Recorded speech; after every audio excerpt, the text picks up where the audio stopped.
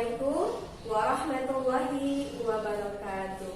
Alhamdulillahirabbil alamin. Segala puji hanyalah milik Allah yang telah melimpahkan rahmat dan karunia-Nya sehingga kita masih dapat melakukan aktivitas kita sebagaimana biasanya.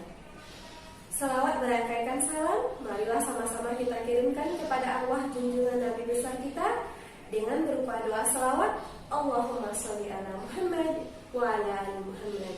Semoga nantinya kita mendapatkan syafaat di yaumil mahsyar. Amin ya rabbal alamin. Baiklah Ananda Ustazah, bertemu kembali kita di materi pembelajaran. Tapi sebelumnya Ustazah akan mengingatkan beberapa hal kepada Ananda semua. Yang pertama, mohon kepada Ananda yang belum melengkapi latihannya agar dilengkapi. Yang kedua, mohon kepada Ananda Ustazah untuk meningkatkan ibadahnya di rumah. Yang ketiga, dimohon kepada Ananda semuanya untuk tetap istiqomah dalam menggunakan pakaian syar'i sesuai dengan ajaran agama kita. Baik, semoga dapat diindahkan. Baiklah Ananda Ustazah, sebelum kita memasuki materi pembelajaran, Ustazah akan menyampaikan satu buah hadis. Semoga dengan hadis ini memotivasi kita untuk lebih baik lagi. Yang mana hadisnya berbunyi, man dalla khairin falahu ajrun fa'ilih, yang artinya barang siapa yang menunjukkan untuk kebaikan kepada orang lain, maka dia akan mendapatkan seperti pahala yang mengerjakannya. Nah, hadis riwayat Muslim. Nah, seperti contoh, misalnya ada temannya yang masih asik bermain game, lalu masuk waktu zuhur, maka alangkah baiknya kita ingatkan teman tersebut. Maka apabila teman tersebut mengerjakan sholat zuhurnya dengan kita mengingatkan tadi, insya Allah kita akan mendapatkan pahala seperti yang mengerjakan ibadah tadi. Nah, Ananda Ustazah mau dapat pahala bukan?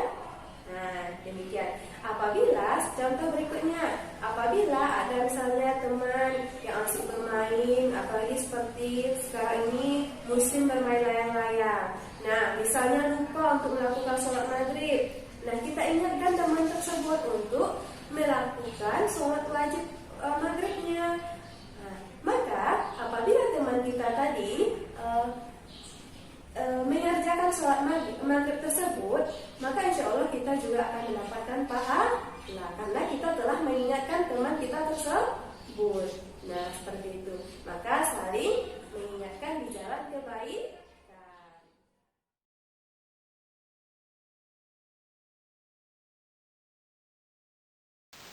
Baiklah, buat Ananda Ustazah, sekarang kita membahas tentang menentukan ide pokok dan kalimat penjelas dalam bacaan. Di slide sebelumnya kita telah membahas yang dimaksud dengan gagasan pokok. Di sini ada ide pokok, tapi gagasan pokok dan ide pokok itu adalah memiliki arti yang sama, ya. Nah, sekarang di sini kita menemui kalimat ide pokok. Ide pokok adalah ide atau gagasan yang menjadi pokok pengembangan suatu paragraf. Baik, sekarang kita masuk ke pengertian dari kalimat penjelas. Kalimat penjelas adalah kalimat yang berisi penjabaran dari kalimat utama. Sekarang di sini ada beberapa ciri-ciri kalimat penjelas, di antaranya satu, kalimat penjelas bersifat khusus. Yang kedua, kalimat penjelas ada kaitannya dengan kalimat sebelumnya.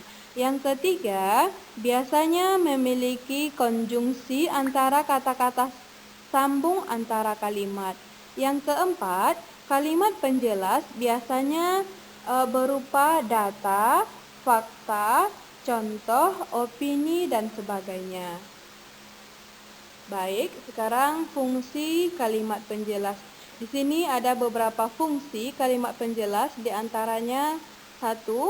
Untuk menjelaskan kalimat utama. Yang kedua, memaparkan informasi pendukung. Yang ketiga, agar paragraf lebih padu dan berisi. Dan itulah tadi fungsi dari kalimat penjelas.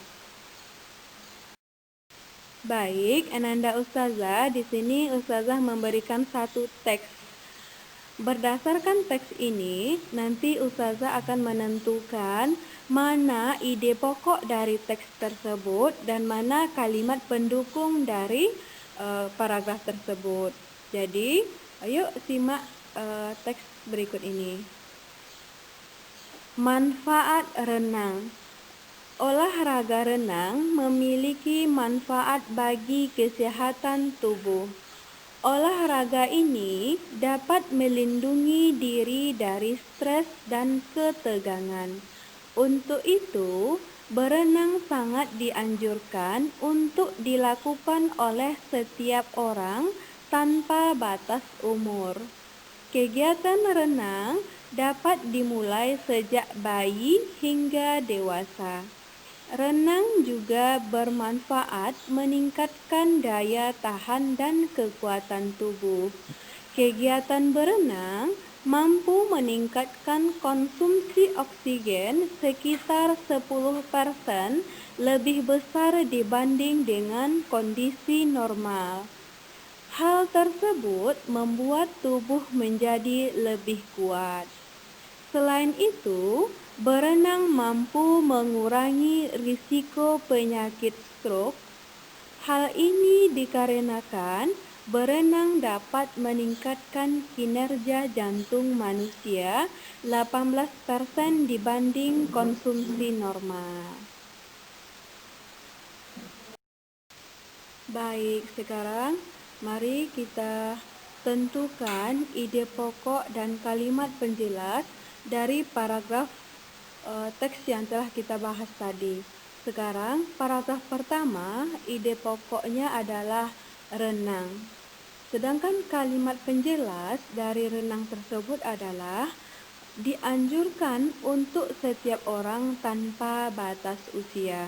Jadi kalimat penjelas dari renang itu adalah renang dianjurkan untuk setiap orang tanpa batas usia. Untuk paragraf kedua, ide pokoknya adalah manfaat renang.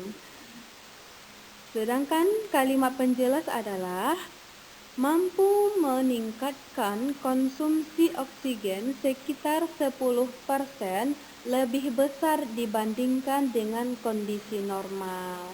Jadi itulah tadi yang disebut dengan ide pokok dan kalimat penjelas dari teks yang telah kita bahas di atas. Baiklah Ananda semuanya, setelah membahas materi pembelajaran di atas, kerjakanlah latihan berikut ini. Buatlah satu paragraf, kemudian tentukan ide pokok dan kalimat penjelas dari paragraf tersebut.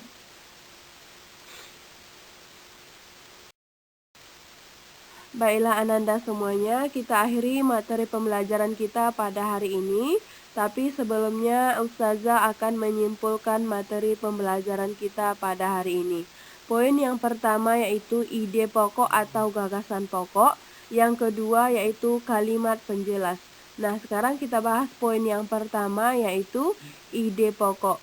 Yang dimaksud dengan ide pokok adalah ide atau gagasan yang menjadi pokok pengembangan suatu paragraf. Nah, itulah dia pengertian dari ide pokok. Nah, untuk berikutnya yaitu kalimat penjelas. Kalimat penjelas adalah kalimat yang berisi penjabaran dari kalimat utama. Nah, semoga Ananda Ustazah bisa memahami pengertian dari kalimat ide pokok dan kalimat penjelas. Dan ada beberapa ciri-ciri dan fungsi dari kalimat penjelas. Semoga Ananda Ustazah bisa memahami dan salinlah ke buku catatan masing-masing. Baiklah Ananda semuanya,